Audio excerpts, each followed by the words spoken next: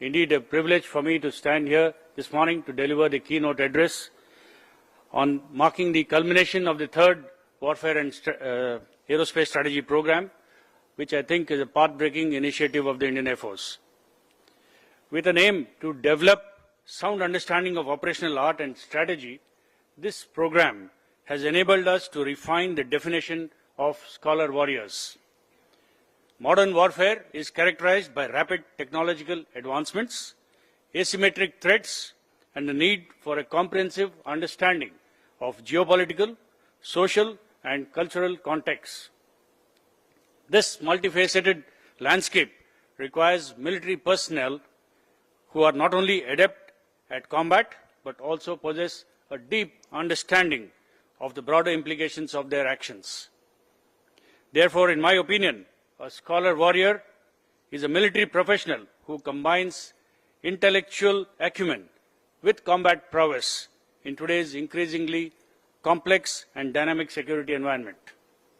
It is essential for us to recall the words of Thucydides back in 400 BC and echo what he said.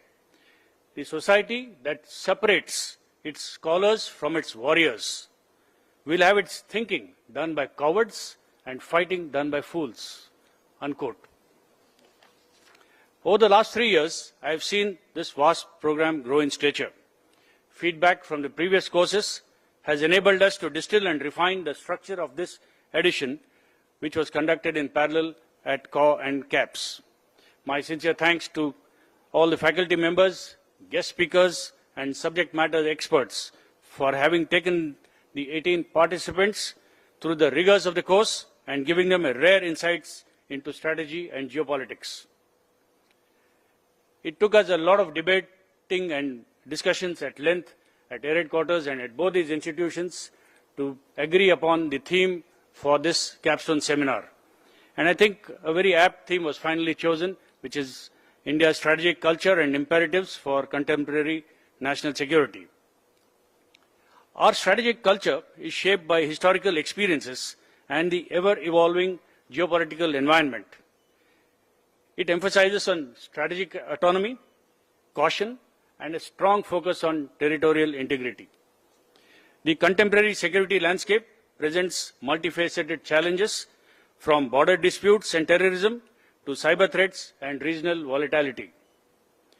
To navigate through these turbulent times and secure our national interests, India must invest in modernization of its armed forces, strengthen strategic partnerships, promote indigenous defense production, and adopt an integrated approach to both internal and external security. India's strategic thinking can be traced back to ancient texts like the Arthashastra, written around 4th century BCE. It emphasized realpolitik and strategic pragmatism, shades of which are visible today in every way we are dealing with contemporary issues. The colonial experience taught us to remain ever cautious and adopt a sovereignty-centric approach towards foreign policy and defense. Atmanirbharta and Make in India are therefore an offshoot of our strategic culture and are key towards preserving national security. India's strategic culture and grand strategy has been vigorously debated within the country and across the globe. Some authors, like George Tunham, occupy one extreme by concluding that Indians have not been great developers of strategy and they do not see the need for a grand strategy. On the other hand, there are thinkers who assert that the practice of statecraft in India has been witnessed throughout history, and epics like the Ramayana and the Mahabharata display India's grand strategic thought. There is also a cogent argument that many great empires from the Mauryan period onwards have survived and thrived, which was not possible without an effective grand strategy. In fact, some would strongly argue that India's tradition of realistic strategic thought is probably the oldest in the world. Whether India has a strategic culture or not is a matter of opinion. However, realpolitik, statecraft and diplomacy have always been a part of our historical tapestry and have shaped contemporary geopolitics. The Honorable External Affairs Minister Dr. Jaishankar, in his recent book, Why Bharat Matters, offers a novel approach to contemporary complex international situations by presenting his perspective through the lens of the epic Ramayana. It is indeed heartening that the Honourable Minister took time from his busy schedule last month to interact with the participants of this course. I am sure that this interaction has given the participants of this program an insight into another school of thought that needs to be studied, and I am confident that glimpses of the same will be seen in the various presentations and discussions being held today. In the end, I would like to place on record my appreciation to all concerned involved in this edition of the WASP, especially the program mentors, DG CAPS AVM Gulani, Commandant Corps AVM Vadodkar, and the course directors, Group Captain R.R. Chaudhary and Group Captain S.P. Singh, along with all the faculty members. I would also like to thank RRU for becoming involved in this program and facilitating the award of a diploma to the course participants. My congratulations and compliments to all the course participants for embarking on this rigorous academic journey, and I wish you all the very best for the future. May you keep your thinking hats on, because in the words of Albert Einstein, creativity is seeing what everyone sees, but thinking what no one else has thought. Thank you, and Jai Hind.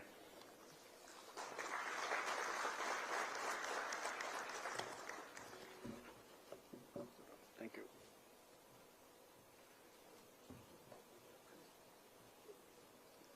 Thank you, sir. Ladies and gentlemen, now we'll commence with our session. The first topic of first session is on examining international relations through India's strategic culture.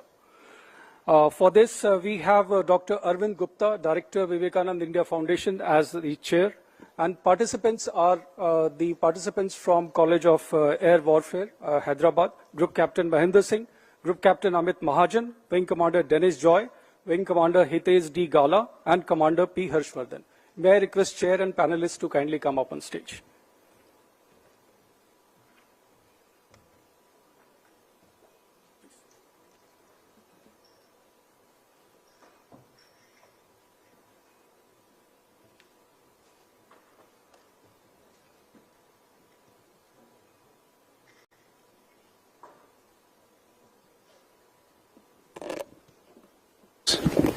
Esteemed veterans, scholars, warriors, members of the media, ladies and gentlemen, good morning to all of you.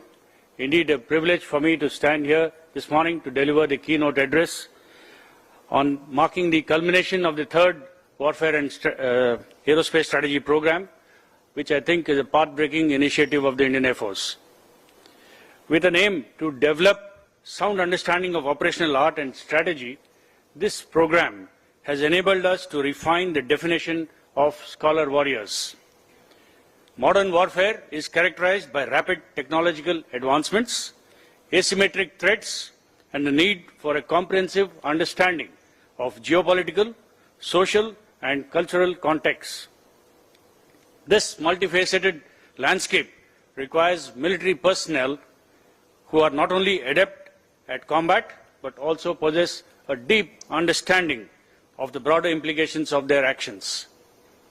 Therefore, in my opinion, a scholar warrior is a military professional who combines intellectual acumen with combat prowess in today's increasingly complex and dynamic security environment. It is essential for us to recall the words of Thucydides back in 400 BC, and I quote what he said: "The society that separates its scholars from its warriors will have its thinking done by cowards and fighting done by fools." Unquote. Over the last 3 years, I have seen this WASP program grow in stature. Feedback from the previous courses has enabled us to distill and refine the structure of this edition, which was conducted in parallel at COR and CAPS. My sincere thanks to all the faculty members, guest speakers, and subject matter experts for having taken the 18 participants through the rigors of the course and giving them a rare insights into strategy and geopolitics. It took us a lot of debating and discussions at length at Air Headquarters and at both these institutions to agree upon the theme for this capstone seminar. And I think a very apt theme was finally chosen, which is India's strategic culture and imperatives for contemporary national security. Our strategic culture is shaped by historical experiences and the ever-evolving geopolitical environment. It emphasizes on strategic autonomy, caution, and a strong focus on territorial integrity. The contemporary security landscape presents multifaceted challenges from border disputes and terrorism to cyber threats and regional volatility. To navigate through these turbulent times and secure our national interests, India must invest in modernization of its armed forces, strengthen strategic partnerships, promote indigenous defense production, and adopt an integrated approach to both internal and external security. India's strategic thinking can be traced back to ancient texts like the Arthashastra, written around 4th century BCE. It emphasized realpolitik and strategic pragmatism, shades of which are visible today in every way we are dealing with contemporary issues. The colonial experience taught us to remain ever cautious and adopt a sovereignty-centric approach towards foreign policy and defense. Atmanirbharta and Make in India are therefore an offshoot of our strategic culture and are key towards preserving national security. India's strategic culture and grand strategy has been vigorously debated within the country and across the globe. Some authors, like George Tanham, occupy one extreme by concluding that Indians have not been great developers of strategy and they do not see the need for a grand strategy. On the other hand, there are thinkers who assert that the practice of statecraft in India has been witnessed throughout history, and epics like the Ramayana and the Mahabharata display India's grand strategic thought. There is also a cogent argument that many great empires from the Mauryan period onwards have survived and thrived, which is not possible without an effective grand strategy. In fact, some would strongly argue that India's tradition of realistic strategic thought is probably the oldest in the world. Whether India has a strategic culture or not is a matter of opinion. However, realpolitik, statecraft and diplomacy have always been a part of our historical tapestry and have shaped contemporary geopolitics. The Honorable External Affairs Minister Dr. Jaishankar, in his recent book, Why Bharat Matters, offers a novel approach to contemporary complex international situations by presenting his perspective through the lens of the epic Ramayana. It is indeed heartening that the Honorable Minister took time from his busy schedule last month to interact with the participants of this course. I am sure that this interaction has given the participants of this program an insight into another school of thought that needs to be studied, and I am confident that glimpses of the same will be seen in the various presentations and discussions being held today. In the end, I would like to place on record my appreciation to all concerned involved in this edition of the WASP, especially the program mentors, DG CAPS AVM Gulani, Commandant Corps AVM Vadodkar, and the course directors, Group Captain Nara Chaudhary and Group Captain SP Singh, along with all the faculty members. I would also like to thank RRU for becoming involved in this program and facilitating the award of a diploma to the course participants. My congratulations and compliments to all the course participants for embarking on this rigorous academic journey, and I wish you all the very best for the future. May you keep your thinking hats on, because in the words of Albert Einstein, creativity is seeing what everyone sees, but thinking what no one else has thought. Thank you and Jai Hind.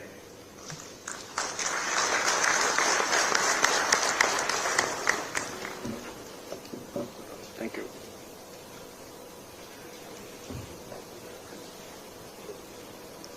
Thank you, sir. Ladies and gentlemen, now we'll commence with our session. The first topic of first session is on examining international relations through India's strategic culture. For this, we have Dr. Arvind Gupta, Director, Vivekananda India Foundation, as the chair, And participants are the participants from College of Air Warfare, Hyderabad, Group Captain Mahinder Singh, Group Captain Amit Mahajan, Wing Commander Dennis Joy. Esteemed veterans, scholars, warriors, members of the media, ladies and gentlemen, good morning to all of you. Indeed, a privilege for me to stand here this morning to deliver the keynote address on marking the culmination of the third Warfare and Aerospace Strategy Program, which I think is a path-breaking initiative of the Indian Air Force. With an aim to develop sound understanding of operational art and strategy, this program has enabled us to refine the definition of scholar warriors. Modern warfare is characterized by rapid technological advancements, asymmetric threats, and the need for a comprehensive understanding of geopolitical, social, and cultural contexts. This multifaceted landscape requires military personnel who are not only adept at combat, but also possess a deep understanding of the broader implications of their actions. Therefore, in my opinion, a scholar warrior is a military professional who combines intellectual acumen with combat prowess in today's increasingly complex and dynamic security environment. It is essential for us to recall the words of Thucydides back in 400 BC and echo what he said. The society that separates its scholars from its warriors will have its thinking done by cowards and fighting done by fools. Unquote. Over the last 3 years, I have seen this vast program grow in stature. Feedback from the previous courses has enabled us to distill and refine the structure of this edition, which was conducted in parallel at CAW and CAPS. My sincere thanks to all the faculty members, guest speakers, and subject matter experts for having taken the 18 participants through the rigors of the course and giving them a rare insights into strategy and geopolitics. It took us a lot of debating and discussions at length at Air Headquarters and at both these institutions to agree upon the theme for this capstone seminar. And I think a very apt theme was finally chosen, which is India's strategic culture and imperatives for contemporary national security. Our strategic culture is shaped by historical experiences and the ever-evolving geopolitical environment. It emphasizes on strategic autonomy, caution, and a strong focus on territorial integrity.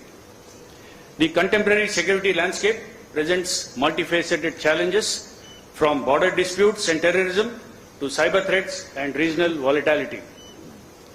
To navigate through these turbulent times and secure our national interests, India must invest in modernization of its armed forces, strengthen strategic partnerships, promote indigenous defense production, and adopt an integrated approach to both internal and external security.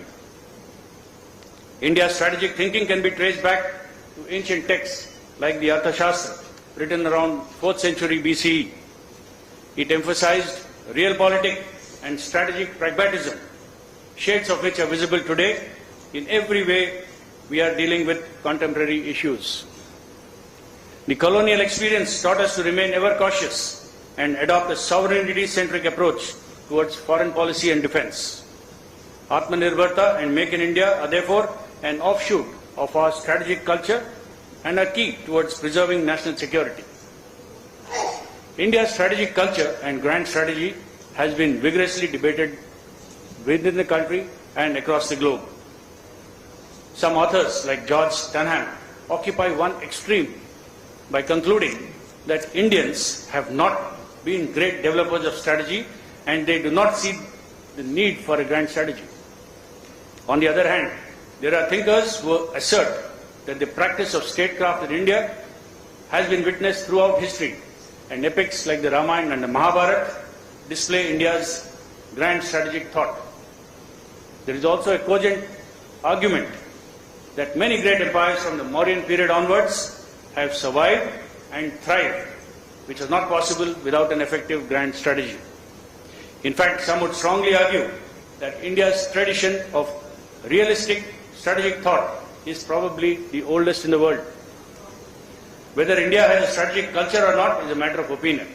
However, realpolitik, statecraft and diplomacy have always been a part of our historical tapestry and have shaped contemporary geopolitics.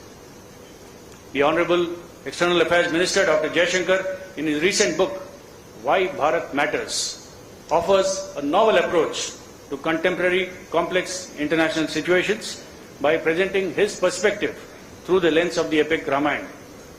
It is indeed heartening that the Honorable Minister took time from his busy schedule last month to interact with the participants of this course.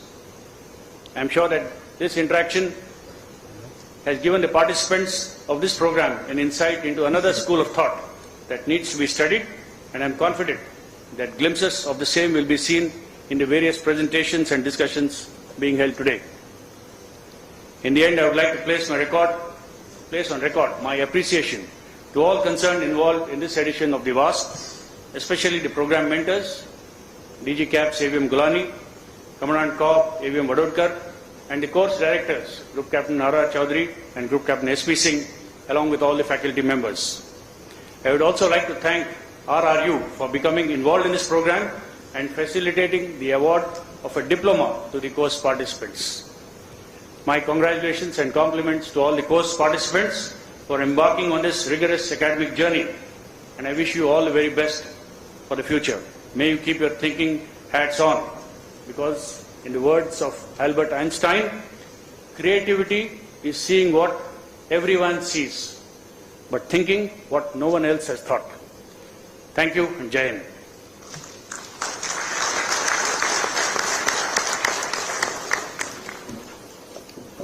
Thank you.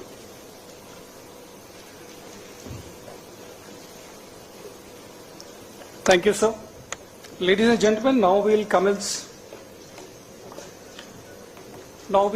with our session. The first topic of first session is on examining international relations through India's strategic culture. For this, we have Dr. Arvind Gupta, Director, Vivekanand India Foundation, as the chair, and participants are the participants from... Here, Kautilya encapsulates Saptang as the 7 Prakritis, which can be seen on the slide: the Swami, the Amatya, the Janpad, Durg, Kosh, Dand and Mitra. Notably, here the capital city of the Saptang of the Mahabharata becomes the fort or the Durg. In the Shadgunya, in Arthashastra, it is propounded as Sandhi, Vigraha, Asan, Yan, Samashray and Vaidibhav, and here too subtle differences emerge when compared to the Shadgunyas in the Mahabharata. Lastly, the Upayas of Sam, Dan, Bhed and Dand are propounded in the Arthashastra as a means of politics.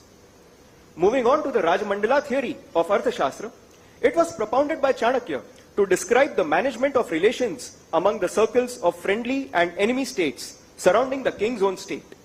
In Kautilya's times, this was based upon the geographic locations of the states. Today, however, the same may be applied based on geopolitical considerations in an interconnected world. A basic guiding principle in this theory remains the following: a neighboring state possessing a potent Saptang is a natural adversary. Therefore, the adversary's enemy, who is naturally predisposed to you as your friend, must be cultivated as such. The grand strategic preferences in the Rajmandala theory were thus determined after a very objective analysis. Though the Shadgunya remained largely the same from Mahabharata to Arthashastra, the order of the Saptang had changed in the Prakritis of the Arthashastra. Note that here, the armed forces slipped from the 4th to the 6th place, and similarly, the treasury also slipped from the 3rd to the 5th place. The Upayas of Sam, Dan, Bhed and Dand placed the use of force as a last resort now. In the period after Kautilya, it was the Gupta Empire which last exercised influence over most of Bharatvarsh. Subsequently, India fragmented into numerous smaller states. It is probable that the change in the precedence of use of military and hard power affected the future of the state and created conditions for internal rivalries and fragmentation of the state.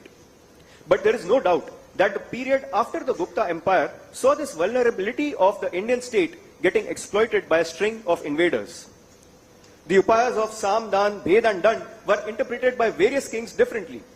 Shivaji and Maharana Pratap used guerrilla warfare and grey zone tactics against a numerically superior enemy, and they never compromised on independence. While others used these upayas defensively to avoid wars by paying tributes and taxes, even at the cost of overtaxing their own populations. This transformation of a state to a vassal state and then a protectorate continued from the Mughal times to the British times. The need for iteration in the elements of national power with changing times was understood by kings like Shivaji, who built up the Maratha Navy. Lastly, the rich Indian culture was seen by Europeans as an impediment to their rule, which needed to be subverted. The rule of the Raj could only have been made possible by overlaying a new narrative, be that of the white man's burden or of civilizing the uncivilized. Through a systematic and institutional subversion, the British carried out an inversion of strategic culture in which the connect of Indians with their ancient wisdom of statecraft was lost. However, things changed after independence as the control of the nation was regained, and this trajectory of our strategic culture after independence will now be explored further. Before examining the foreign policies of independent India, we must first understand the modern theories which explain the approach of various states of the world towards international relations. Emerged after the First World War, the theory of idealism is based on the principle that man is good by nature. Also referred to as liberal theories, they bring out the significance of ideas, norms, multinational institutions, and cooperative endeavors in the realm of international relations. International cooperation, collective security mechanism, and promotion of democratic values can reduce conflicts and foster peace. On the contrary, realism states that nations are working to increase their own power. States who manage to accumulate power most efficiently will thrive. A nation's interest should be self-preservation and continually gaining power as global anarchy exists and states are constantly at competition. Neo-realism, also known as structural realism, coined by Kenneth Walsh in the year 1979, focuses on the structure of international relations rather than individual states. According to him, states are rational actors that seek to maximize their own power till balance is achieved. Neo-realism assumes that all states have offensive military capability.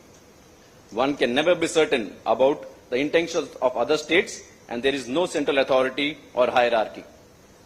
Neo-realism offers a structural explanation of international relations, focusing on interactions and dynamics of states within the international system. Having examined the wisdom of ancient texts and gone through some of the established IR theories, we realize that there are definite parallels between them. Many modern theories can be explained through our strategic culture, thoughts in Ramayana, Mahabharata, Arthashastra, and various Nitis and Shastras. International relations of a nation in terms of policies and behavior flow from the combination of its strategic culture, geopolitical construct, pursuit of national interest, and personalities of decision makers.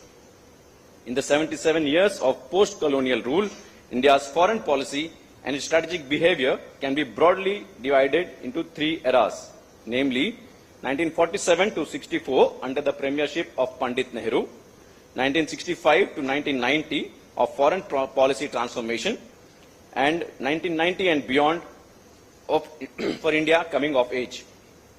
The era of 40s and 50s was largely aligned to Vedic thought of Sarve Bhavantu Sukhinaha, Sarve Santu Niramaya. India's lack of experience, absence of established institutional framework for international engagements, and Prime Minister Nehru's world view led to personality-centric Indian foreign policy. Additionally, India was economically fragile and undergoing political consolidation. Under such circumstances, foreign policy was tailored to provide a moral standing against alliances and an environment of peace and stability in the region, while providing financial and humanitarian assistance as well as cooperation in the field of higher education and industrial development. A societal sense of exploitation at the hands of British Empire led to aversion with cooperation with the West. Vagaries of the two wars, which led to the death of 150,000 Indian soldiers, created psychological abhorrence to alignment with either of the superpower-led military alliances and an adoption of non-alignment policy. Indian leaders profoundly empathize with people in Asia who had suffered similar evils of colonialism and imperial domination. The idea of Pan-Asianism led Pandit Nehru to believe that India and China had been united by the most intimate cultural ties of 3,000 years. Esteemed veterans, scholars, warriors, members of the media, ladies and gentlemen, good morning to all of you. Indeed, a privilege for me to stand here this morning to deliver the keynote address on marking the culmination of the third Warfare and Aerospace Strategy Program, which I think is a path-breaking initiative of the Indian Air Force. With an aim to develop sound understanding of operational art and strategy, this program has enabled us to refine the definition of scholar warriors. Modern warfare is characterized by rapid technological advancements, asymmetric threats, and the need for a comprehensive understanding of geopolitical, social, and cultural contexts. This multifaceted landscape requires military personnel who are not only adept at combat, but also possess a deep understanding of the broader implications of their actions. Therefore, in my opinion, a scholar warrior is a military professional who combines intellectual acumen with combat prowess in today's increasingly complex and dynamic security environment. It is essential for us to recall the words of Thucydides back in 400 BC, and I quote what he said: "The society that separates its scholars from its warriors will have its thinking done by cowards and fighting done by fools." Unquote. Over the last 3 years, I have seen this vast program grow in stature. Feedback from the previous courses has enabled us to distill and refine the structure of this edition, which was conducted in parallel at CAW and CAPS. My sincere thanks to all the faculty members, guest speakers, and subject matter experts for having taken the 18 participants through the rigors of the course and giving them a rare insights into strategy and geopolitics. It took us a lot of debating and discussions at length at Air Headquarters and at both these institutions to agree upon the theme for this capstone seminar. And I think a very apt theme was finally chosen, which is India's strategic culture and imperatives for contemporary national security. Our strategic culture is shaped by historical experiences and the ever-evolving geopolitical environment. It emphasizes on strategic autonomy, caution, and a strong focus on territorial integrity. The contemporary security landscape presents multifaceted challenges from border disputes and terrorism to cyber threats and regional volatility. To navigate through these turbulent times and secure our national interests, India must invest in modernization of its armed forces, strengthen strategic partnerships, promote indigenous defense production, and adopt an integrated approach to both internal and external security.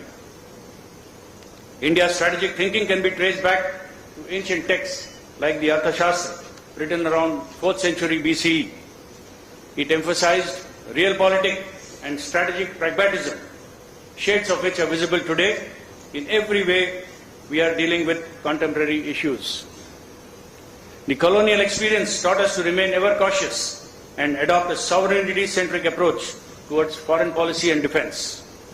Atmanirbharta and Make in India are therefore an offshoot of our strategic culture and are key towards preserving national security. India's strategic culture and grand strategy has been vigorously debated within the country and across the globe.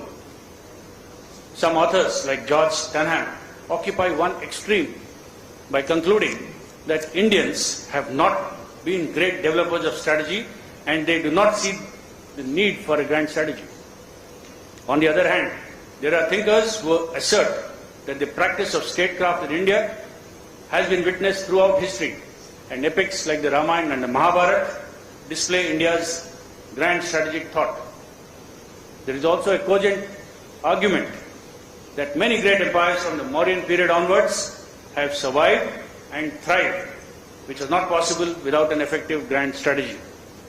In fact, some would strongly argue that India's tradition of realistic strategic thought is probably the oldest in the world. Whether India has a strategic culture or not is a matter of opinion. However, realpolitik, statecraft and diplomacy have always been a part of our historical tapestry and have shaped contemporary geopolitics.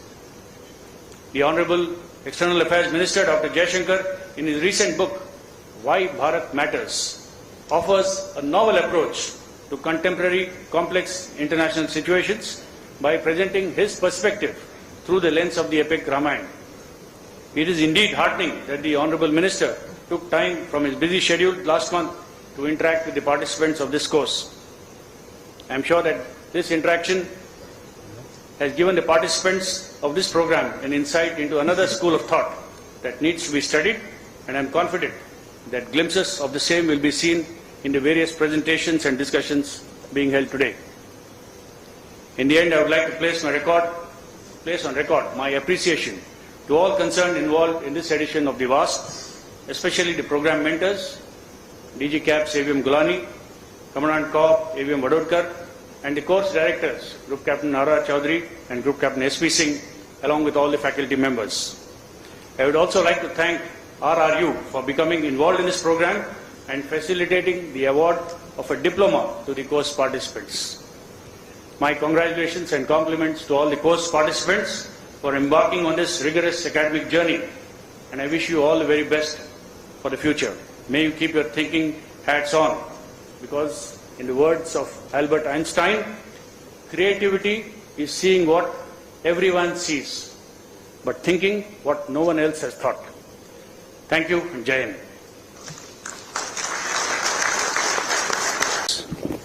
Esteemed veterans, scholars, warriors, members of the media, ladies and gentlemen, good morning to all of you. Indeed, a privilege for me to stand here this morning to deliver the keynote address on marking the culmination of the third Warfare and Aerospace Strategy Program, which I think is a path-breaking initiative of the Indian Air Force. With an aim to develop sound understanding of operational art and strategy, this program has enabled us to refine the definition of scholar warriors.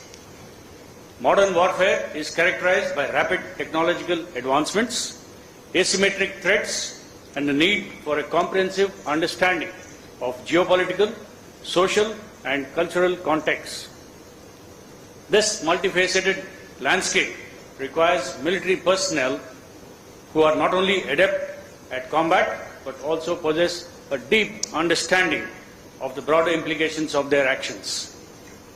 Therefore, in my opinion, a scholar warrior is a military professional who combines intellectual acumen with combat prowess in today's increasingly complex and dynamic security environment. It is essential for us to recall the words of Thucydides back in 400 BC and quote what he said: "The society that separates its scholars from its warriors will have its thinking done by cowards and fighting done by fools." Unquote. Over the last 3 years, I have seen this vast program grow in stature. Feedback from the previous courses has enabled us to distill and refine the structure of this edition, which was conducted in parallel at COR and CAPS. My sincere thanks to all the faculty members, guest speakers, and subject matter experts for having taken the 18 participants through the rigors of the course and giving them a rare insights into strategy and geopolitics. It took us a lot of debating and discussions at length at Air Headquarters and at both these institutions to agree upon the theme for this capstone seminar. And I think a very apt theme was finally chosen, which is India's strategic culture and imperatives for contemporary national security. Our strategic culture is shaped by historical experiences and the ever-evolving geopolitical environment. It emphasizes on strategic autonomy, caution, and a strong focus on territorial integrity. The contemporary security landscape presents multifaceted challenges, from border disputes and terrorism to cyber threats and regional volatility.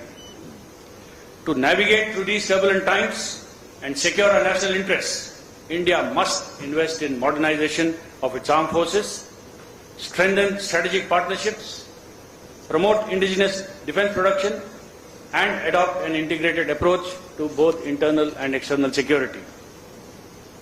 India's strategic thinking can be traced back to ancient texts like the Arthashastra, written around 4th century BCE. It emphasized realpolitik and strategic pragmatism, shades of which are visible today in every way we are dealing with contemporary issues. The colonial experience taught us to remain ever cautious and adopt a sovereignty-centric approach towards foreign policy and defense.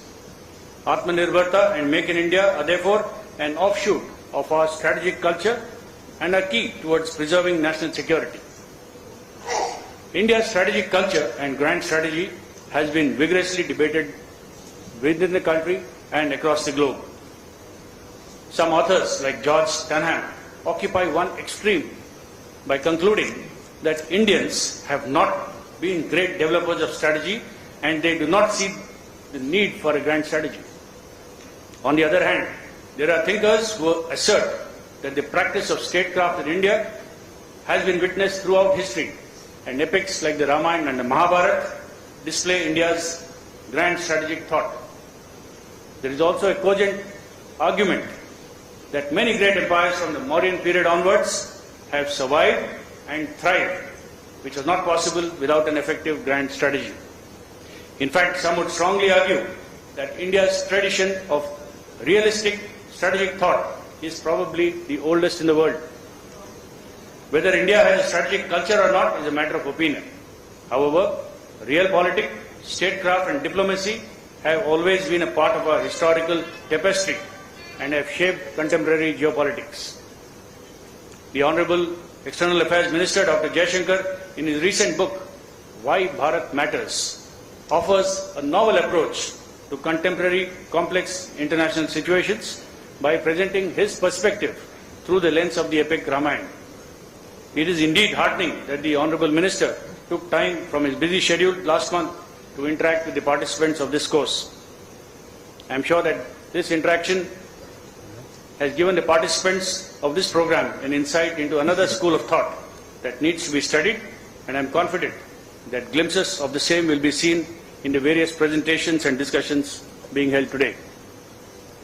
In the end, I would like to place on record my appreciation to all concerned involved in this edition of the VAST, especially the program mentors, DG CAPS AVM Gulani, Commandant Corps AVM Vadodkar, and the course directors, Group Captain Nara Chaudhary and Group Captain SP Singh, along with all the faculty members. I would also like to thank RRU for becoming involved in this program and facilitating the award of a diploma to the course participants. My congratulations and compliments to all the course participants for embarking on this rigorous academic journey, and I wish you all the very best for the future. May you keep your thinking hats on, because in the words of Albert Einstein, creativity is seeing what everyone sees, but thinking what no one else has thought. Thank you, and Jai Hind.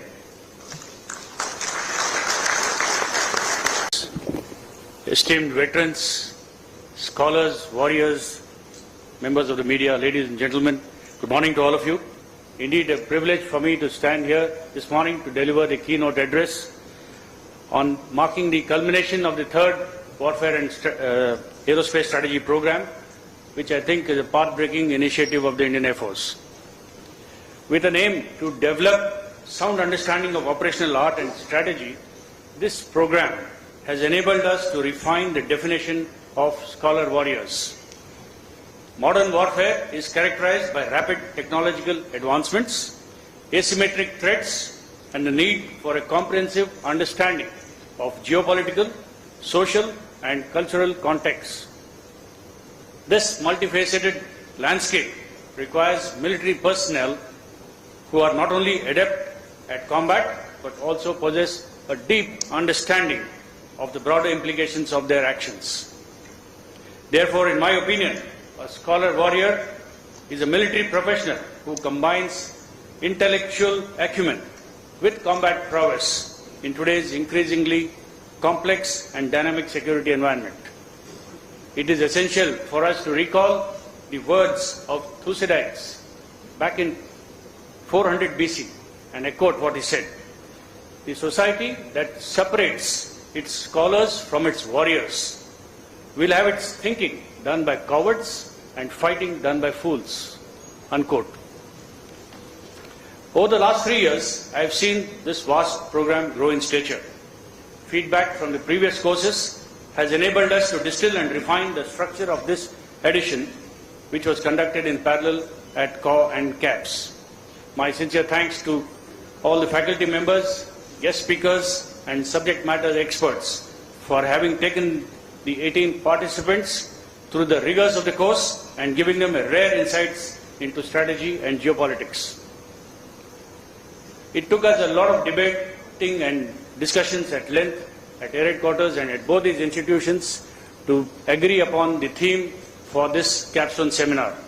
And I think a very apt theme was finally chosen, which is India's strategic culture and imperatives for contemporary national security. Our strategic culture is shaped by historical experiences and the ever-evolving geopolitical environment. It emphasizes on strategic autonomy, caution, and a strong focus on territorial integrity. The contemporary security landscape presents multifaceted challenges from border disputes and terrorism to cyber threats and regional volatility. To navigate through these turbulent times and secure our national interests, India must invest in modernization of its armed forces, strengthen strategic partnerships, promote indigenous defense production, and adopt an integrated approach to both internal and external security. India's strategic thinking can be traced back to ancient texts like the Arthashastra, written around 4th century BCE. It emphasized realpolitik and strategic pragmatism, shades of which are visible today in every way we are dealing with contemporary issues. The colonial experience taught us to remain ever cautious and adopt a sovereignty-centric approach towards foreign policy and defense. Atmanirbharta and Make in India are therefore an offshoot of our strategic culture and are key towards preserving national security. India's strategic culture and grand strategy has been vigorously debated within the country and across the globe. Some authors, like George Stanham, occupy one extreme by concluding that Indians have not been great developers of strategy and they do not see the need for a grand strategy. On the other hand, there are thinkers who assert that the practice of statecraft in India has been witnessed throughout history, and epics like the Ramayana and the Mahabharata display India's grand strategic thought. There is also a cogent argument that many great empires from the Mauryan period onwards have survived and thrived, which was not possible without an effective grand strategy. In fact, some would strongly argue that India's tradition of realistic strategic thought is probably the oldest in the world. Whether India has a strategic culture or not is a matter of opinion. However, realpolitik, statecraft and diplomacy have always been a part of our historical tapestry and have shaped contemporary geopolitics. The Honorable External Affairs Minister Dr. Jaishankar, in his recent book, Why Bharat Matters, offers a novel approach to contemporary complex international situations by presenting his perspective through the lens of the epic Ramayana. It is indeed heartening that the Honorable Minister took time from his busy schedule last month to interact with the participants of this course. I am sure that this interaction has given the participants of this program an insight into another school of thought that needs to be studied, and I am confident that glimpses of the same will be seen in the various presentations and discussions being held today. In the end, I would like to place on record my appreciation to all concerned involved in this edition of the VAST, especially the program mentors, DG CAPS AVM Gulani, Commandant Corps AVM Vadodkar, and the course directors, Group Captain R.R. Chaudhary and Group Captain S.P. Singh, along with all the faculty members. I would also like to thank RRU for becoming involved in this program and facilitating the award of a diploma to the course participants. My congratulations and compliments to all the course participants for embarking on this rigorous academic journey, and I wish you all the very best for the future. May you keep your thinking hats on, because in the words of Albert Einstein, creativity is seeing what everyone sees, but thinking what no one else has thought. Thank you and Jai Hind.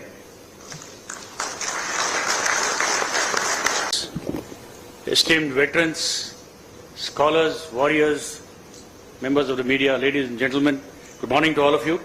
Indeed, a privilege for me to stand here this morning to deliver the keynote address on marking the culmination of the third Warfare and Aerospace Strategy Program, which I think is a path-breaking initiative of the Indian Air Force.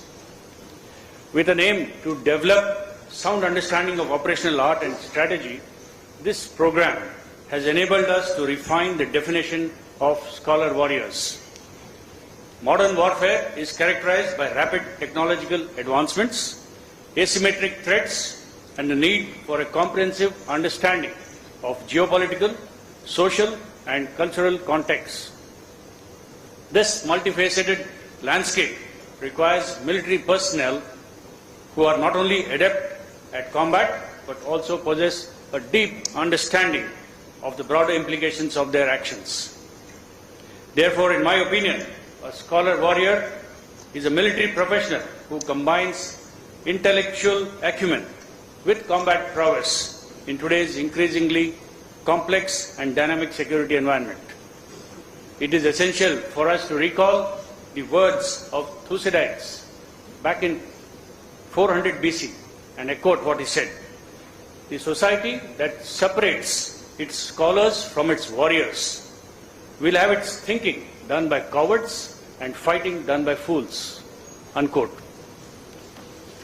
Over the last 3 years, I have seen this vast program grow in stature. Feedback from the previous courses has enabled us to distill and refine the structure of this edition, which was conducted in parallel at COR and CAPS. My sincere thanks to all the faculty members, guest speakers, and subject matter experts for having taken the 18 participants through the rigors of the course and giving them a rare insights into strategy and geopolitics. It took us a lot of debating and discussions at length at Air Headquarters and at both these institutions to agree upon the theme for this capstone seminar. And I think a very apt theme was finally chosen, which is India's strategic culture and imperatives for contemporary national security.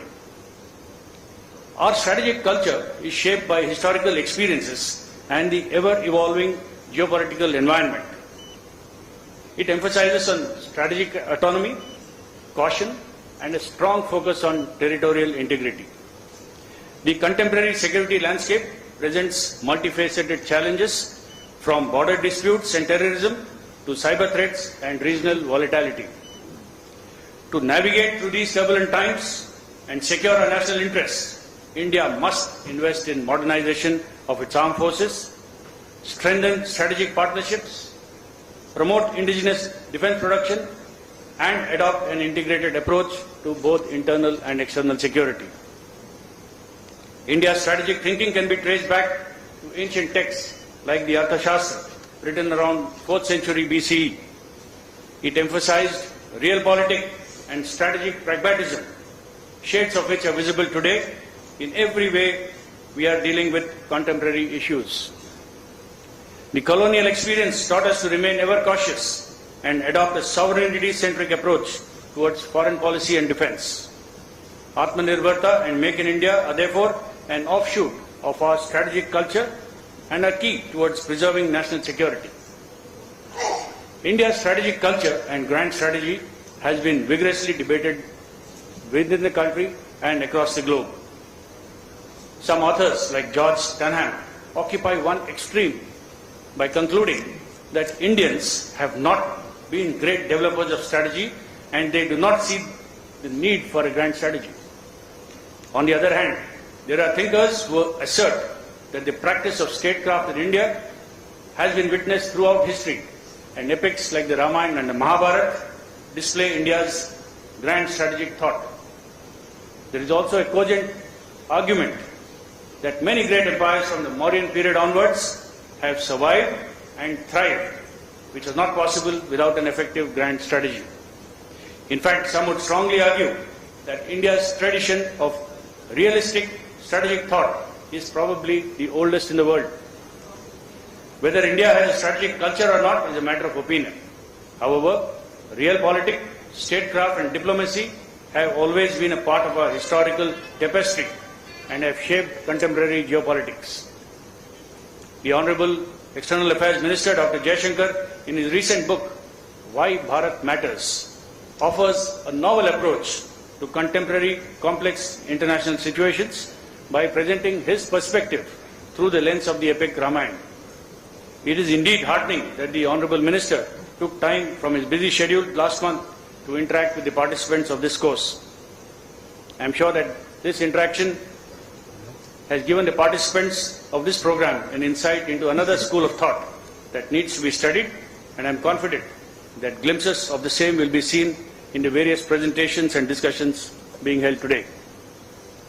In the end, I would like to place on record my appreciation to all concerned involved in this edition of the VAST, especially the program mentors, DG CAPS AVM Gulani, Commandant Corps AVM Vadodkar, and the course directors, Group Captain Nara Chaudhary and Group Captain SP Singh, along with all the faculty members. I would also like to thank RRU for becoming involved in this program and facilitating the award of a diploma to the course participants.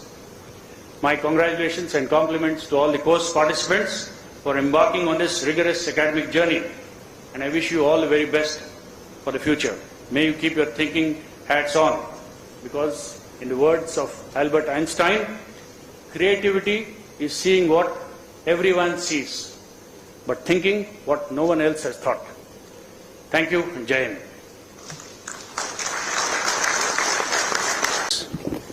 Esteemed veterans, scholars, warriors, members of the media, ladies and gentlemen, good morning to all of you.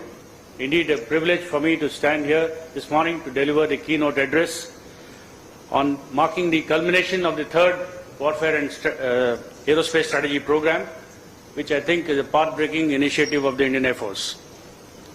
With an aim to develop sound understanding of operational art and strategy, this program has enabled us to refine the definition of scholar warriors. Modern warfare is characterized by rapid technological advancements, asymmetric threats, and the need for a comprehensive understanding of geopolitical, social, and cultural contexts. This multifaceted landscape requires military personnel who are not only adept at combat, but also possess a deep understanding of the broader implications of their actions. Therefore, in my opinion, a scholar warrior is a military professional who combines intellectual acumen with combat prowess in today's increasingly complex and dynamic security environment. It is essential for us to recall the words of Thucydides back in 400 BC and echo what he said. The society that separates its scholars from its warriors will have its thinking done by cowards and fighting done by fools. Unquote. Over the last 3 years, I have seen this vast program grow in stature. Feedback from the previous courses has enabled us to distill and refine the structure of this edition, which was conducted in parallel at COR and CAPS. My sincere thanks to all the faculty members, guest speakers, and subject matter experts for having taken the 18 participants through the rigors of the course and giving them a rare insights into strategy and geopolitics. It took us a lot of debating and discussions at length at Air Headquarters and at both these institutions to agree upon the theme for this capstone seminar. And I think a very apt theme was finally chosen, which is India's strategic culture and imperatives for contemporary national security. Our strategic culture is shaped by historical experiences and the ever-evolving geopolitical environment. It emphasizes on strategic autonomy, caution, and a strong focus on territorial integrity. The contemporary security landscape presents multifaceted challenges from border disputes and terrorism to cyber threats and regional volatility. To navigate through these turbulent times and secure our national interests, India must invest in modernization of its armed forces, strengthen strategic partnerships, promote indigenous defense production, and adopt an integrated approach to both internal and external security. India's strategic thinking can be traced back to ancient texts like the Arthashastra, written around 4th century BCE. It emphasized realpolitik and strategic pragmatism, shades of which are visible today in every way we are dealing with contemporary issues. The colonial experience taught us to remain ever cautious and adopt a sovereignty-centric approach towards foreign policy and defense. Atmanirbharta and Make in India are therefore an offshoot of our strategic culture and are key towards preserving national security. India's strategic culture and grand strategy has been vigorously debated within the country and across the globe. Some authors, like George Stanham, occupy one extreme by concluding that Indians have not been great developers of strategy and they do not see the need for a grand strategy. On the other hand, there are thinkers who assert that the practice of statecraft in India has been witnessed throughout history, and epics like the Ramayana and the Mahabharata display India's grand strategic thought. There is also a cogent argument that many great empires from the Mauryan period onwards have survived and thrived, which is not possible without an effective grand strategy. In fact, some would strongly argue that India's tradition of realistic strategic thought is probably the oldest in the world. Whether India has a strategic culture or not is a matter of opinion. However, realpolitik, statecraft and diplomacy have always been a part of our historical tapestry and have shaped contemporary geopolitics. The Honorable External Affairs Minister Dr. Jaishankar, in his recent book, Why Bharat Matters, offers a novel approach to contemporary complex international situations by presenting his perspective through the lens of the epic Ramayana. It is indeed heartening that the Honorable Minister took time from his busy schedule last month to interact with the participants of this course. I am sure that this interaction has given the participants of this program an insight into another school of thought that needs to be studied, and I am confident that glimpses of the same will be seen in the various presentations and discussions being held today. In the end, I would like to place on record my appreciation to all concerned involved in this edition of the VAST, especially the program mentors, DG CAPS AVM Gulani, Commandant Corps AVM Vadodkar, and the course directors, Group Captain Nara Chaudhary and Group Captain SP Singh, along with all the faculty members. I would also like to thank RRU for becoming involved in this program and facilitating the award of a diploma to the course participants. My congratulations and compliments to all the course participants for embarking on this rigorous academic journey, and I wish you all the very best for the future. May you keep your thinking hats on, because in the words of Albert Einstein, creativity is seeing what everyone sees, but thinking what no one else has thought. Thank you and Jai Hind.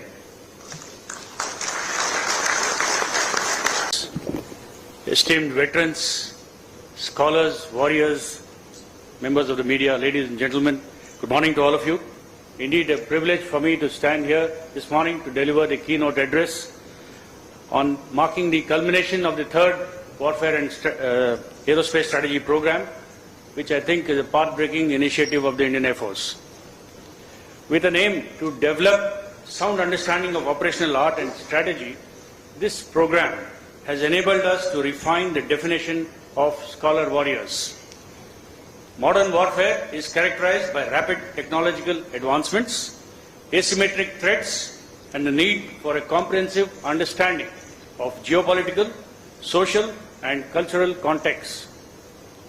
This multifaceted landscape requires military personnel who are not only adept at combat, but also possess a deep understanding of the broader implications of their actions. Therefore, in my opinion, a scholar warrior is a military professional who combines intellectual acumen with combat prowess in today's increasingly complex and dynamic security environment. It is essential for us to recall the words of Thucydides back in 400 BC and I quote what he said. The society that separates its scholars from its warriors will have its thinking done by cowards and fighting done by fools. Unquote. Over the last 3 years, I have seen this vast program grow in stature. Feedback from the previous courses has enabled us to distill and refine the structure of this edition, which was conducted in parallel at COR and CAPS. My sincere thanks to all the faculty members, guest speakers and subject matter experts for having taken the 18 participants through the rigors of the course and giving them a rare insights into strategy and geopolitics.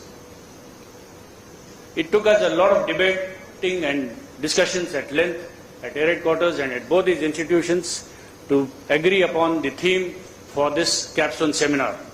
And I think a very apt theme was finally chosen, which is India's strategic culture and imperatives for contemporary national security. Our strategic culture is shaped by historical experiences and the ever-evolving geopolitical environment. It emphasizes on strategic autonomy, caution, and a strong focus on territorial integrity. The contemporary security landscape presents multifaceted challenges from border disputes and terrorism to cyber threats and regional volatility. To navigate through these turbulent times and secure our national interests, India must invest in modernization of its armed forces, strengthen strategic partnerships, promote indigenous defense production, and adopt an integrated approach to both internal and external security. India's strategic thinking can be traced back to ancient texts like the Arthashastra, written around 4th century BCE. It emphasized realpolitik and strategic pragmatism, shades of which are visible today in every way we are dealing with contemporary issues. The colonial experience taught us to remain ever cautious and adopt a sovereignty-centric approach towards foreign policy and defense. Atmanirbharta and Make in India are therefore an offshoot of our strategic culture and are key towards preserving national security. India's strategic culture and grand strategy has been vigorously debated within the country and across the globe. Some authors, like George Stanham, occupy one extreme by concluding that Indians have not been great developers of strategy and they do not see the need for a grand strategy. On the other hand, there are thinkers who assert that the practice of statecraft in India has been witnessed throughout history, and epics like the Ramayana and the Mahabharata display India's grand strategic thought. There is also a cogent argument that many great empires from the Mauryan period onwards have survived and thrived, which was not possible without an effective grand strategy. In fact, some would strongly argue that India's tradition of realistic strategic thought is probably the oldest in the world. Whether India has a strategic culture or not is a matter of opinion.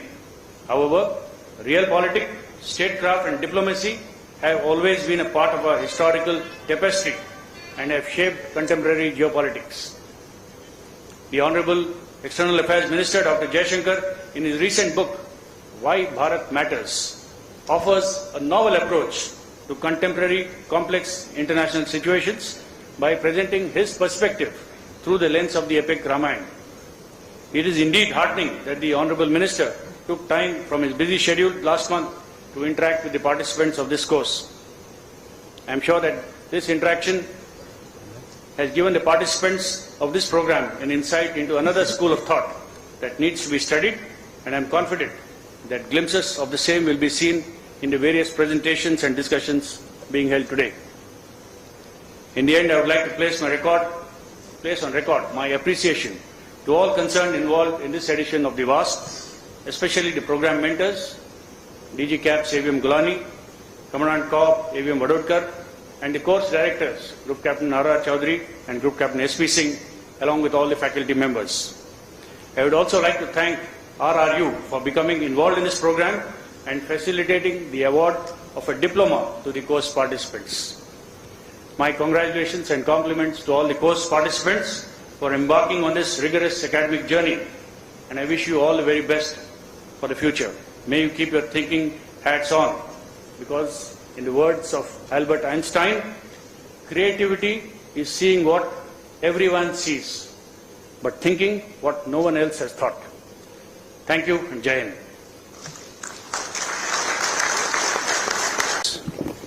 Esteemed veterans, scholars, warriors, members of the media, ladies and gentlemen, good morning to all of you. Indeed, a privilege for me to stand here this morning to deliver the keynote address on marking the culmination of the third Warfare and Aerospace Strategy Program, which I think is a path-breaking initiative of the Indian Air Force. With an aim to develop sound understanding of operational art and strategy, this program has enabled us to refine the definition of scholar warriors. Modern warfare is characterized by rapid technological advancements, asymmetric threats, and the need for a comprehensive understanding of geopolitical, social, and cultural contexts. This multifaceted landscape requires military personnel who are not only adept at combat, but also possess a deep understanding of the broader implications of their actions. Therefore, in my opinion, a scholar warrior is a military professional who combines intellectual acumen with combat prowess in today's increasingly complex and dynamic security environment. It is essential for us to recall the words of Thucydides back in 400 BC and echoed what he said. The society that separates its scholars from its warriors will have its thinking done by cowards and fighting done by fools. Unquote. Over the last 3 years, I have seen this vast program grow in stature. Feedback from the previous courses has enabled us to distill and refine the structure of this edition, which was conducted in parallel at CAW and CAPS. My sincere thanks to all the faculty members, guest speakers, and subject matter experts for having taken the 18 participants through the rigors of the course and giving them a rare insights into strategy and geopolitics. It took us a lot of debating and discussions at length at Air Headquarters and at both these institutions to agree upon the theme for this capstone seminar. And I think a very apt theme was finally chosen, which is India's strategic culture and imperatives for contemporary national security. Our strategic culture is shaped by historical experiences and the ever-evolving geopolitical environment. It emphasizes on strategic autonomy, caution, and a strong focus on territorial integrity. The contemporary security landscape presents multifaceted challenges from border disputes and terrorism to cyber threats and regional volatility. To navigate through these turbulent times and secure our national interests, India must invest in modernization of its armed forces, strengthen strategic partnerships, promote indigenous defense production, and adopt an integrated approach to both internal and external security. India's strategic thinking can be traced back to ancient texts like the Arthashastra, written around 4th century BCE. It emphasized realpolitik and strategic pragmatism, shades of which are visible today in every way we are dealing with contemporary issues. The colonial experience taught us to remain ever cautious and adopt a sovereignty-centric approach towards foreign policy and defense. Atmanirbharta and Make in India are therefore an offshoot of our strategic culture and are key towards preserving national security. India's strategic culture and grand strategy has been vigorously debated within the country and across the globe. Some authors, like George Stanham, occupy one extreme by concluding that Indians have not been great developers of strategy and they do not see the need for a grand strategy. On the other hand, there are thinkers who assert that the practice of statecraft in India has been witnessed throughout history, and epics like the Ramayana and the Mahabharata display India's grand strategic thought.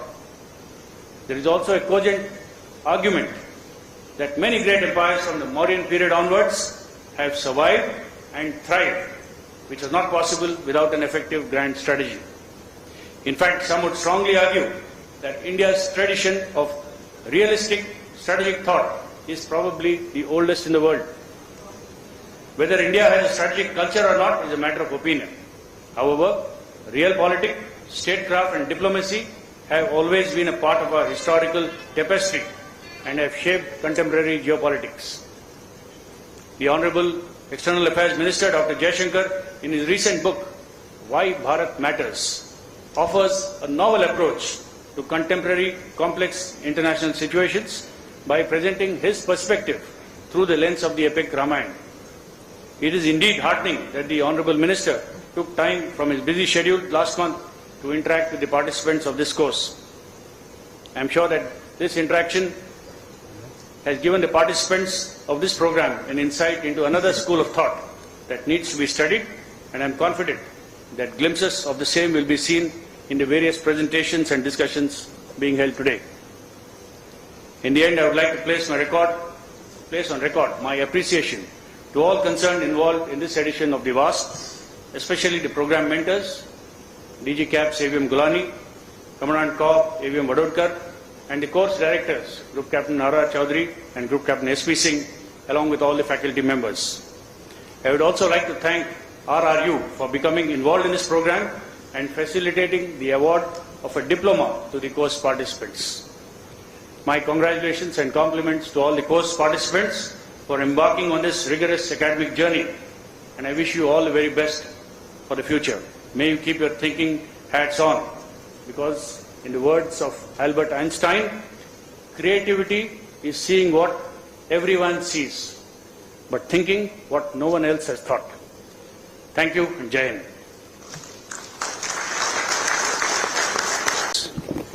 Esteemed veterans, scholars, warriors, members of the media, ladies and gentlemen, good morning to all of you.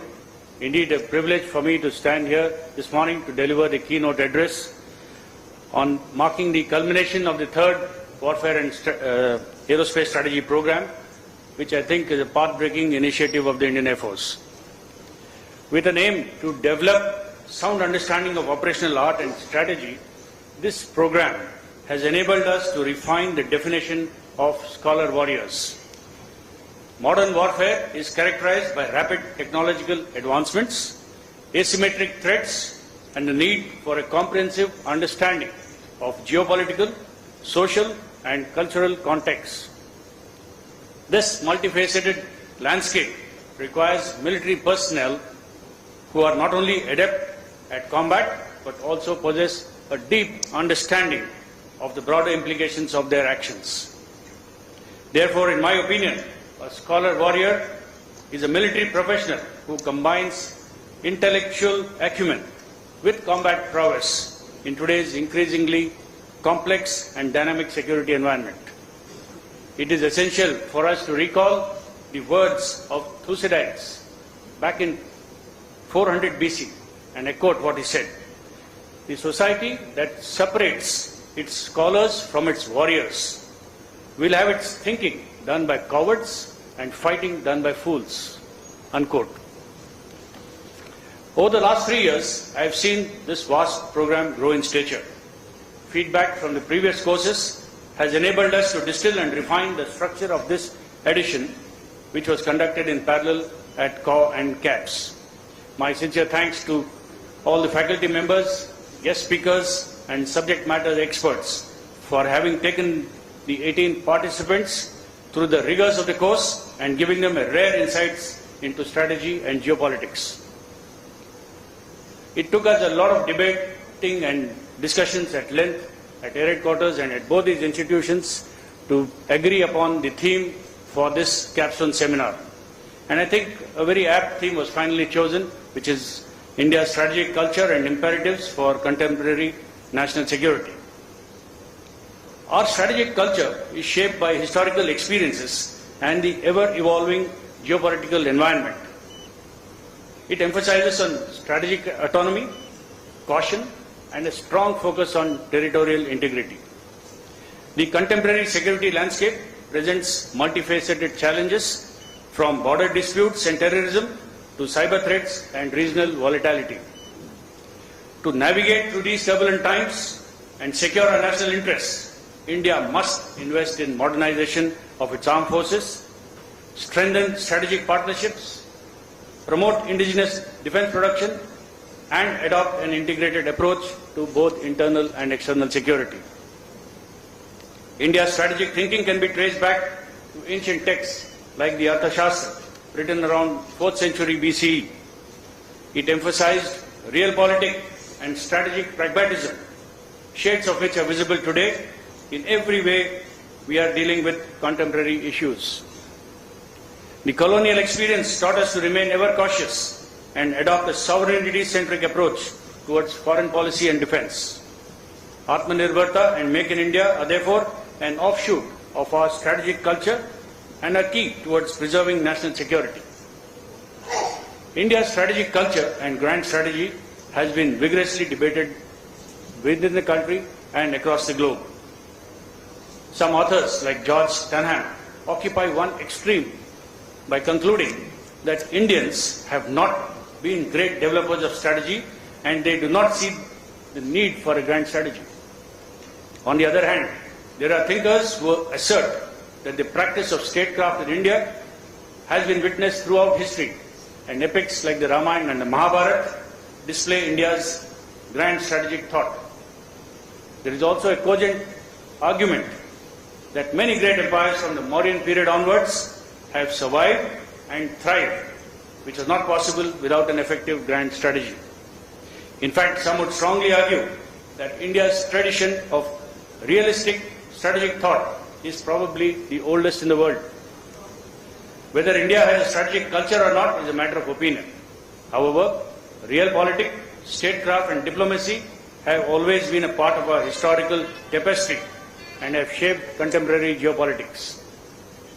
The Honorable External Affairs Minister Dr. Jaishankar, in his recent book, Why Bharat Matters, offers a novel approach to contemporary complex international situations by presenting his perspective through the lens of the epic Ramayana. It is indeed heartening that the Honorable Minister took time from his busy schedule last month to interact with the participants of this course. I am sure that this interaction has given the participants of this program an insight into another school of thought that needs to be studied, and I am confident that glimpses of the same will be seen in the various presentations and discussions being held today. In the end, I would like to place on record my appreciation to all concerned involved in this edition of the VAST, especially the program mentors, DG Caps AVM Gulani, Commandant Corps AVM Vadodkar, and the course directors, Group Captain Nara Chaudhary and Group Captain S.P. Singh, along with all the faculty members. I would also like to thank RRU for becoming involved in this program and facilitating the award of a diploma to the course participants. My congratulations and compliments to all the course participants for embarking on this rigorous academic journey, and I wish you all the very best for the future. May you keep your thinking hats on, because in the words of Albert Einstein, creativity is seeing what everyone sees, but thinking what no one else has thought. Thank you, and Jai Hind.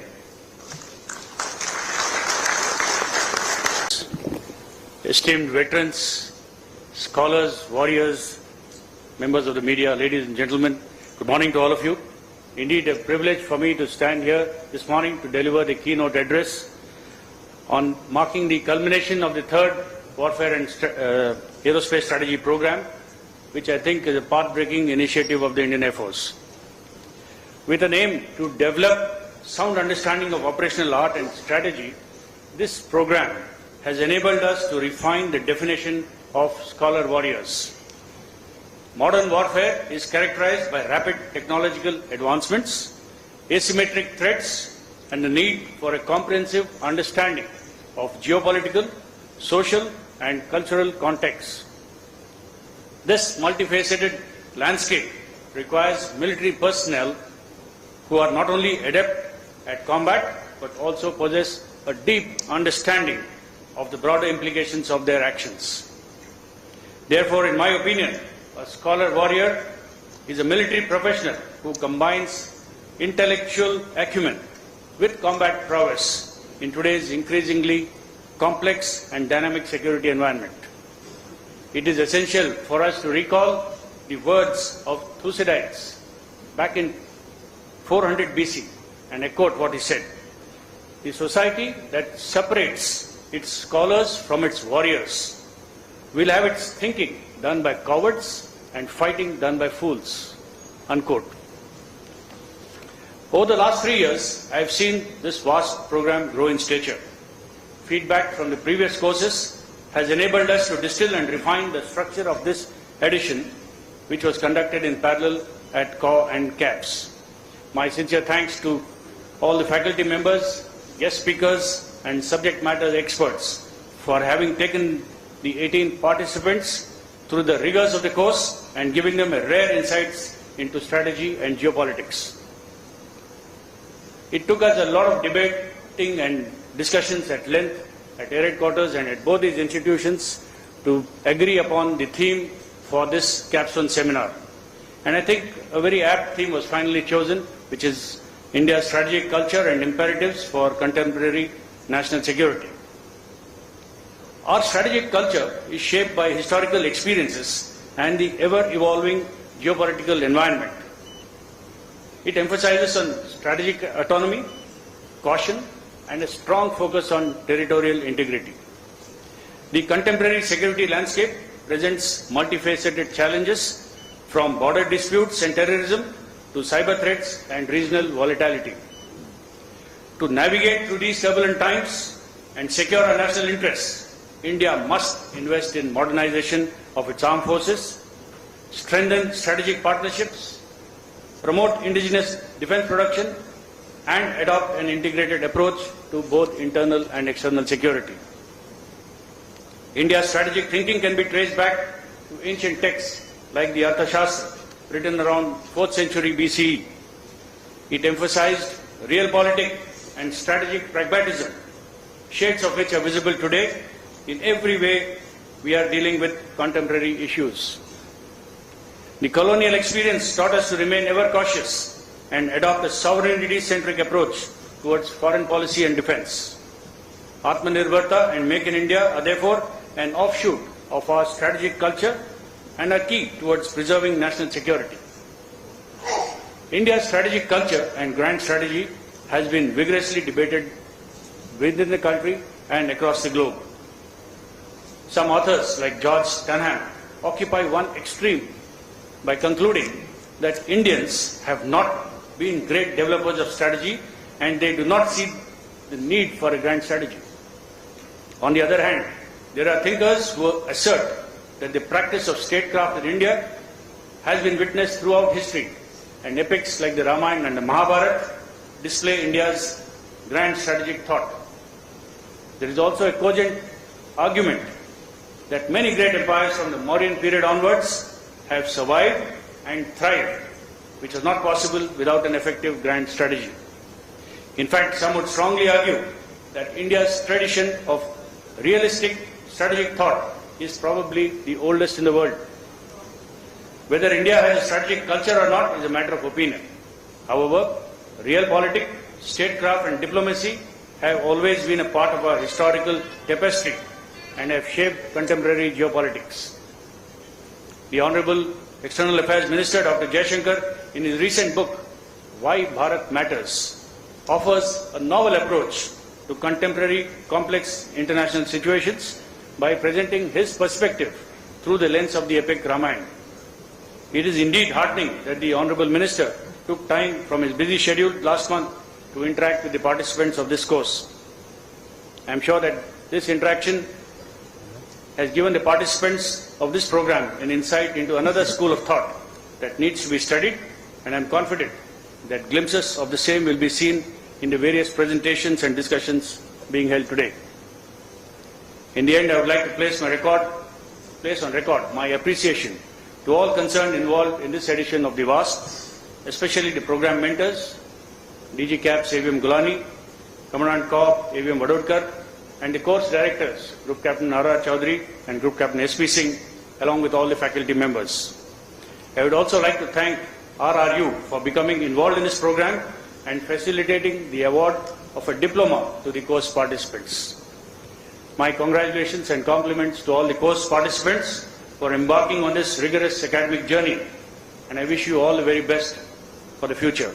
May you keep your thinking hats on, because in the words of Albert Einstein, creativity is seeing what everyone sees, but thinking what no one else has thought. Thank you and Jai Hind.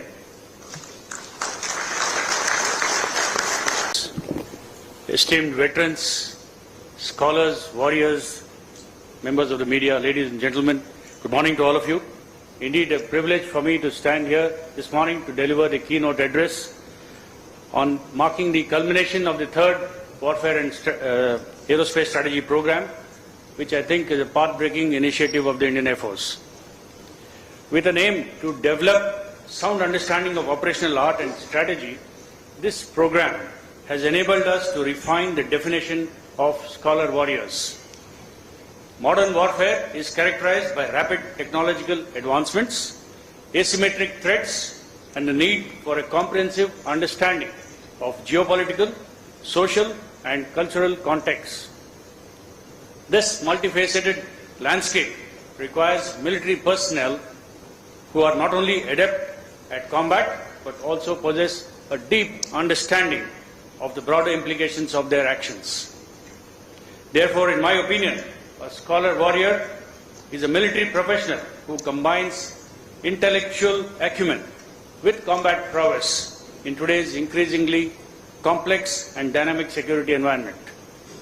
It is essential for us to recall the words of Thucydides back in 400 BC, and I quote what he said: "The society that separates its scholars from its warriors will have its thinking done by cowards and fighting done by fools." Unquote. Over the last 3 years, I have seen this vast program grow in stature. Feedback from the previous courses has enabled us to distill and refine the structure of this edition, which was conducted in parallel at COR and CAPS. My sincere thanks to all the faculty members, guest speakers, and subject matter experts for having taken the 18 participants through the rigors of the course and giving them a rare insights into strategy and geopolitics. It took us a lot of debating and discussions at length at Air Headquarters and at both these institutions to agree upon the theme for this capstone seminar. And I think a very apt theme was finally chosen, which is India's strategic culture and imperatives for contemporary national security. Our strategic culture is shaped by historical experiences and the ever-evolving geopolitical environment. It emphasizes on strategic autonomy, caution, and a strong focus on territorial integrity.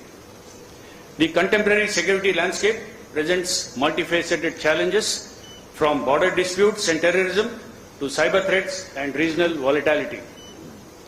To navigate through these turbulent times and secure our national interests, India must invest in modernization of its armed forces, strengthen strategic partnerships, promote indigenous defense production, and adopt an integrated approach to both internal and external security. India's strategic thinking can be traced back to ancient texts like the Arthashastra, written around 4th century BCE. It emphasized realpolitik and strategic pragmatism, shades of which are visible today in every way we are dealing with contemporary issues. The colonial experience taught us to remain ever cautious and adopt a sovereignty-centric approach towards foreign policy and defense. Atmanirbharta and Make in India are therefore an offshoot of our strategic culture and are key towards preserving national security. India's strategic culture and grand strategy has been vigorously debated within the country and across the globe. Some authors, like George Stanham, occupy one extreme by concluding that Indians have not been great developers of strategy and they do not see the need for a grand strategy. On the other hand, there are thinkers who assert that the practice of statecraft in India has been witnessed throughout history, and epics like the Ramayana and the Mahabharata display India's grand strategic thought. There is also a cogent argument that many great empires from the Mauryan period onwards have survived and thrived, which was not possible without an effective grand strategy. In fact, some would strongly argue that India's tradition of realistic strategic thought is probably the oldest in the world. Whether India has a strategic culture or not is a matter of opinion. However, realpolitik, statecraft and diplomacy have always been a part of our historical tapestry and have shaped contemporary geopolitics. The Honorable External Affairs Minister Dr. Jaishankar, in his recent book, Why Bharat Matters, offers a novel approach to contemporary complex international situations by presenting his perspective through the lens of the epic Ramayana. It is indeed heartening that the Honorable Minister took time from his busy schedule last month to interact with the participants of this course. I am sure that this interaction has given the participants of this program an insight into another school of thought that needs to be studied, and I am confident that glimpses of the same will be seen in the various presentations and discussions being held today. In the end, I would like to place on record my appreciation to all concerned involved in this edition of the VAST, especially the program mentors, DG CAPS AVM Gulani, Commandant Corps AVM Vadodkar, and the course directors, Group Captain Nara Chaudhary and Group Captain SP Singh, along with all the faculty members. I would also like to thank RRU for becoming involved in this program and facilitating the award of a diploma to the course participants. My congratulations and compliments to all the course participants for embarking on this rigorous academic journey, and I wish you all the very best for the future. May you keep your thinking hats on, because in the words of Albert Einstein, creativity is seeing what everyone sees, but thinking what no one else has thought. Thank you and Jai Hind.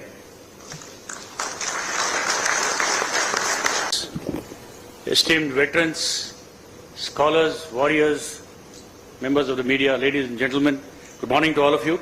Indeed, a privilege for me to stand here this morning to deliver the keynote address on marking the culmination of the third Warfare and Aerospace Strategy Program, which I think is a path-breaking initiative of the Indian Air Force. With an aim to develop sound understanding of operational art and strategy, this program has enabled us to refine the definition of scholar warriors. Modern warfare is characterized by rapid technological advancements, asymmetric threats, and the need for a comprehensive understanding of geopolitical, social, and cultural contexts. This multifaceted landscape requires military personnel who are not only adept at combat, but also possess a deep understanding of the broader implications of their actions. Therefore, in my opinion, a scholar warrior is a military professional who combines intellectual acumen with combat prowess in today's increasingly complex and dynamic security environment. It is essential for us to recall the words of Thucydides back in 400 BC and quote what he said: "The society that separates its scholars from its warriors will have its thinking done by cowards and fighting done by fools." Unquote. Over the last 3 years, I have seen this vast program grow in stature. Feedback from the previous courses has enabled us to distill and refine the structure of this edition, which was conducted in parallel at COR and CAPS. My sincere thanks to all the faculty members, guest speakers, and subject matter experts for having taken the 18 participants through the rigors of the course and giving them a rare insights into strategy and geopolitics. It took us a lot of debating and discussions at length at Air Headquarters and at both these institutions to agree upon the theme for this capstone seminar. And I think a very apt theme was finally chosen, which is India's strategic culture and imperatives for contemporary national security. Our strategic culture is shaped by historical experiences and the ever-evolving geopolitical environment. It emphasizes on strategic autonomy, caution, and a strong focus on territorial integrity. The contemporary security landscape presents multifaceted challenges from border disputes and terrorism to cyber threats and regional volatility. To navigate through these turbulent times and secure our national interests, India must invest in modernization of its armed forces, strengthen strategic partnerships, promote indigenous defense production, and adopt an integrated approach to both internal and external security.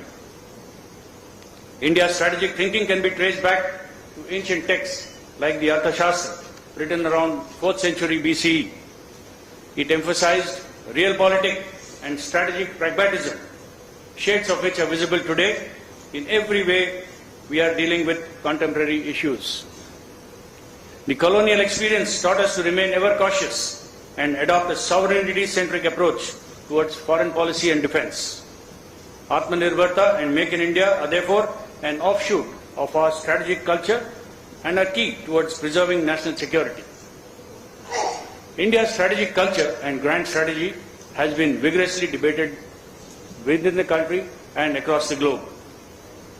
Some authors, like George Stanham, occupy one extreme by concluding that Indians have not been great developers of strategy and they do not see the need for a grand strategy.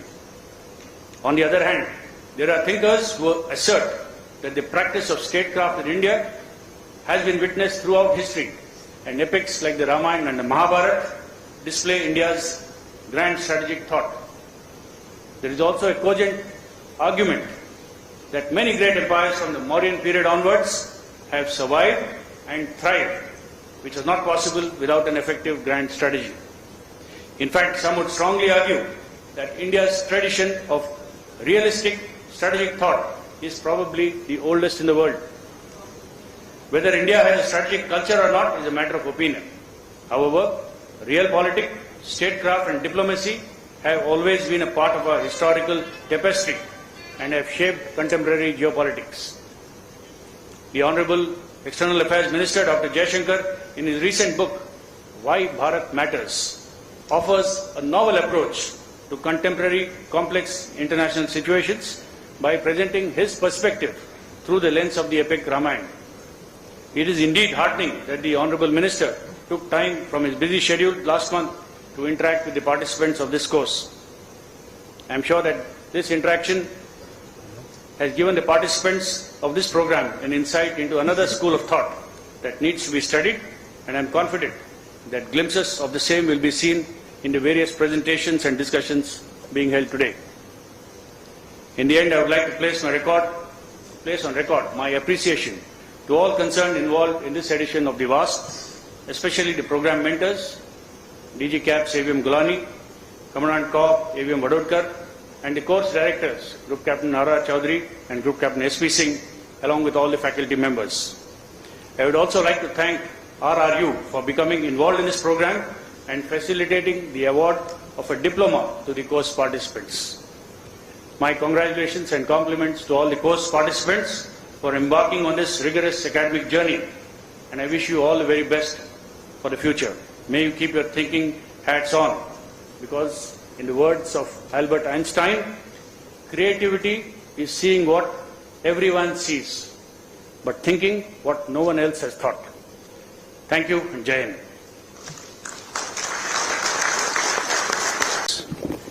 Esteemed veterans, scholars, warriors, members of the media, ladies and gentlemen, good morning to all of you. Indeed, a privilege for me to stand here this morning to deliver the keynote address on marking the culmination of the third Warfare and Aerospace Strategy Program, which I think is a path-breaking initiative of the Indian Air Force. With an